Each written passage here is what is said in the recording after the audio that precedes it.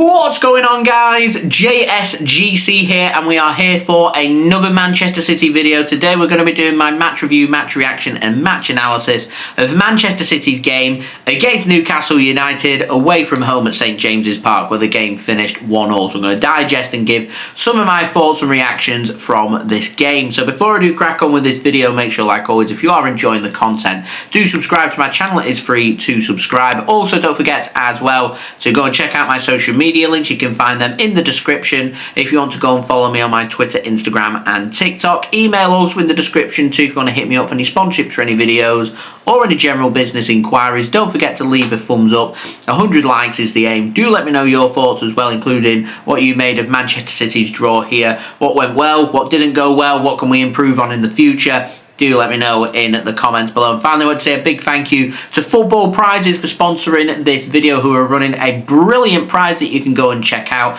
Not only does it include loads of instant prizes to be won, which are made up of loads of bits of technology. You've got things like Nintendo Switches, Xboxes, PlayStations, along with loads of other cool prizes that you can go and check out. But they've also got the main prize as well, which is your chance to win 2 hospitality tickets for the Manchester City v Southampton game taking place on Saturday 21st of October 2024 with a 3 PM kick-off time.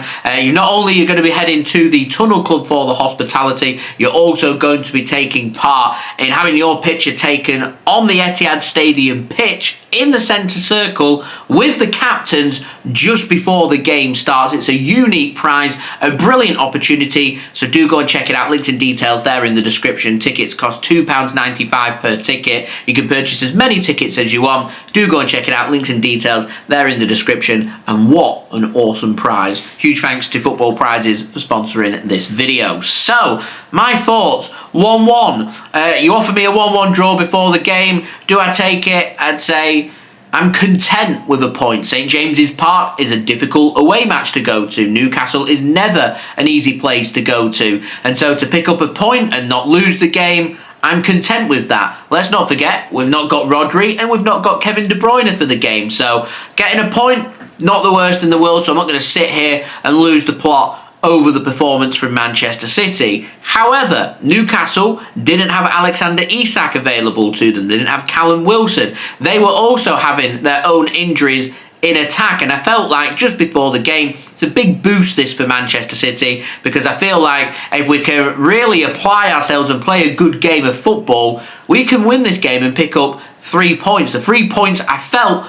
were there in the game for Manchester City, and coming out of this game at full time, I feel like it's 2 points dropped rather than a point gained, even though it's a really good point on the road for Manchester City. I just didn't think City did enough to win these 3 points from this game. Now, I think the biggest reason as to why we've not won this game is the team selection and the timing of the substitutions made by Manchester City. So I'll start by speaking about the teams first, because I was always going to find this really interesting as to how Man City are going to play with not having Rodri available to them. And I was expecting City just to go down the route of how we played in the first 3 games of the season before the first international break, which was you're going to see Kovacic go into that role of Rodri, because we didn't have Rodri available for Chelsea away, we didn't have Rodri available for West Ham away, and we managed to win both of them games. So I was expecting City to do a similar lineup and really take the game to Newcastle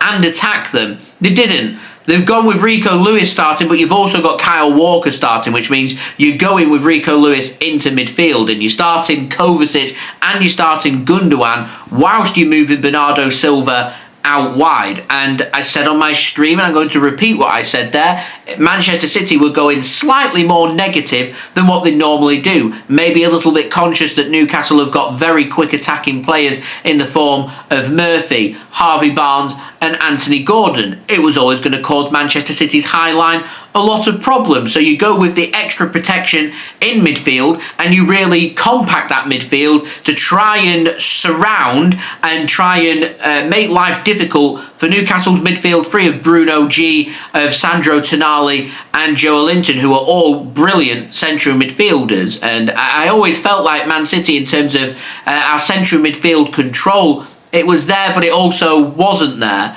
Joelinton had an outstanding game. I was watching Bruno G, because I know City have been getting linked with him all summer, and I was thinking to myself, in terms of Newcastle's central midfield, it was Joelinton that really impressed me. His physicality, he bullied. He showed his strength to Manchester City's midfield, and Joelinton had a really good game. And I thought with TNT Sports awarding the man of the match to Josko Gvardiol, which him grabbing the goal, I can understand why. Josko Gvardiol had a good game for Manchester City. Joelinton just couldn't have been far behind, because his presence, his strength, his ability to bully Manchester City's midfield despite being surrounded by midfielders was nothing short of impressive. And Man City didn't really have many answers for that. Pep Guardiola even spoke about it in his press conference before the game, about his physicality and what are City going to do about that. Well, they didn't do much. You know, Rico Lewis weren't really involved in the game. Ilkay Gundogan squandered a couple of really good opportunities, and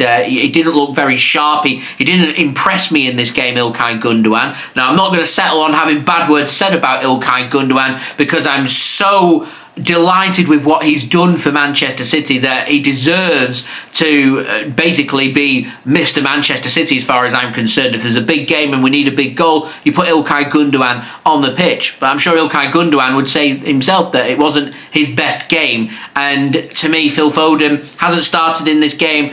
Obviously, City haven't been impressed midweek with his performance against Watford. I wasn't too impressed with Phil Foden's performance midweek. If I feel like he can hit another level and do much better, but I'd have chucked Phil Foden on much earlier than what we did. Now, Phil Foden looked pretty sharp. There was lots of positives to take from this game, by the way. He looked pretty sharp when he did come on. Savinho looked very sharp when he came on. Josko Gvardiol had a very good game. Jack Grealish grabbed himself an assist and I thought had a very good game. First half, Kyle Walker, I thought, had a very good game. So there were positives to take away from this game. There was also, to me, a lot for Manchester City to learn, and if we want to go down the route of filling in for Rodri's absence by overcompensating in midfield and going with extra midfielders, then we've got to go with the system more. We need the players to adapt and gel a little bit better. Now, one thing I did take away from this game was when Bernardo Silva went out wide for the final 10 minutes or so of the game. Sorry, he went into the middle after playing out wide. He looked much better and looked like he's having much more of an impact on the game from midfield than he was out wide. And I'd like to have seen Savinho started. I understand why Jack Grealish has started. City obviously wanting more cover when it came to our defensive duties and players tracking back.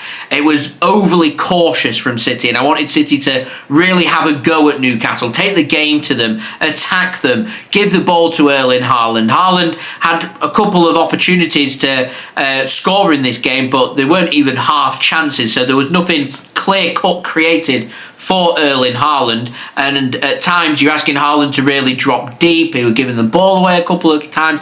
We weren't getting the best out of Erling Haaland. Erling Haaland's at his best when the defenders are being drawn and he's able to run and have an eye on goal. So in a few games this season where he's been given time and space, he didn't have any time or space. Was good defending both from Fabian Schär and from Dan Burn in doing a good job on Erling Haaland. There were opportunities, just the balls into Erling Haaland, into the channel. They were every now and then. They weren't often enough, and there wasn't enough. I didn't see enough from Manchester City in this game. Enough to get a point, but not enough to win this game. And the fact that we're looking at now is back-to-back Premier League games. We haven't won them. We're looking at, in our last 4 games, we've only won one of them, and that was against the Championship team, which we won narrowly by 2-1. And at the moment, everything seems like hard work for Manchester City. We've got a couple more games to make it through to the international break, and then hopefully there'll be several players who'll be able to put their feet up and rest, and we can come back after the international break, hopefully firing on all cylinders, and have Kevin De Bruyne fit and Phil Foden as sharp as ever, and some of these players that haven't done a lot during pre-season starting now to adapt and gel and apply themselves, because what we don't want now is for this to turn into a slump. And we're looking at the same, literally the same dates as last season, where you saw a little slump come in from Manchester City through the end of September into early October, where the season and the fatigue, you start to feel the impact of playing every 3 to 4 days after playing only once every week and not having too much of a pre-season. It all has an impact on Manchester City, and we all know that City are much better in the second half of the season when they adapt under Pep, because he'll come up with different tactics, he'll come up with different formations. There were things that were being done differently in this game than in other games, and I will digest that more on another platform. I'm working with Big Up, so do go and check them out. Links in the description. It's free to sign up. Go and follow me on there. I'm going to really digest this game and analyse this game and have a look at what Man City were really doing differently in this game, and that could be something that we're seeing from City going forward, because that's what Pep Guardiola does. He adapts his game and he makes Manchester City improve. Just takes a little bit of time. It can be a little frustrating. You've just got to stick with it. The problem that I've got is one of Manchester City's best players that we've got in Rodri, Mr. Adaptable himself, who's world class. We've not got him available in our midfield, and I felt like we felt his impact in this game. I feel like with Rodri playing here, we don't change things up, and perhaps Manchester City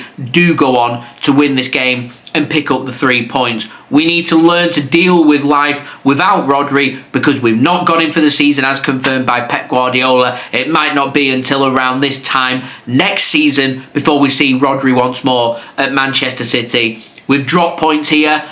Not the worst point in the world, not the greatest point in the world. We've got a must-win game on Tuesday night. No time for feeling sorry for ourselves. Go out there, attack, intent, and score goals. That's what we've got to do. To me, a little bit too careful from Manchester City, which has helped aid Newcastle to come away with a point. Now, obviously, the big talking point for them is them getting that penalty, minimal contact coming in from Ederson, but because there's a little bit of contact, penalty's going to be given. Kyle Walker playing in miles onside, frustrating not looking across the line. He looked much sharper first half than second half, Kyle Walker. It's a work in progress, but that found the Newcastle equaliser, and once we've given them a lift back into the game, they're pressing us, they're working us really hard. They time their substitutions perfectly. They know when they need to make them substitutions. Kieran Trippier's looking tired, you put Livramento on. Anyone else is looking tired, you get them fresh legs on, and thought Pep had just held back by 60-65 minutes. It weren't working. Make the changes, get your Savinhos, get your Dokus, get your Fodens on, and run at them tired Newcastle legs, because they didn't make their changes until 75 minutes. It could have been an important 5 to 10 minutes of having City run and turn the momentum of the game. We let Newcastle twist first before we then decided to twist. Didn't have much of an impact, had a little bit of an impact, created a couple of opportunities, but nothing clear-cut. And in the end, cancelling each other out. Very frustrating game. We'll pick up a point. We'll see if Liverpool or Villa or Arsenal end up dropping points over today and tomorrow, and we'll deal with that going into our next Premier League game next weekend against Fulham at home. Must-win game. But first, Tuesday night, must-win game, Champions League away in Slovan Bratislava in Slovakia. Won't be easy. We've got to win that game, so focus has got to turn to that rather than focusing on this and feeling sorry for ourselves.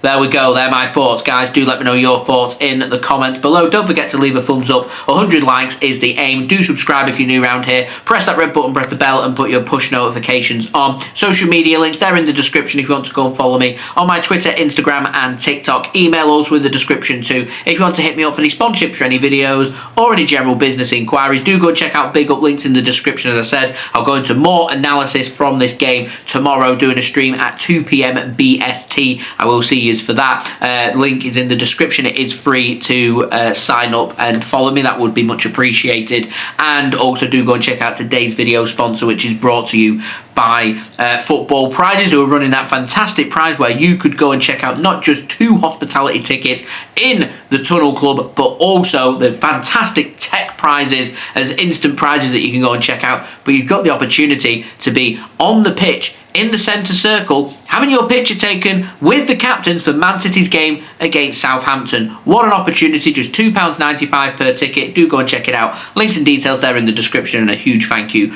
to Football Prizes for sponsoring this video, and I'll see you all again real soon for the next City video. So I've been JSGC. Thank you everyone for watching. I hope everyone is safe and well. Peace. Ciao for now.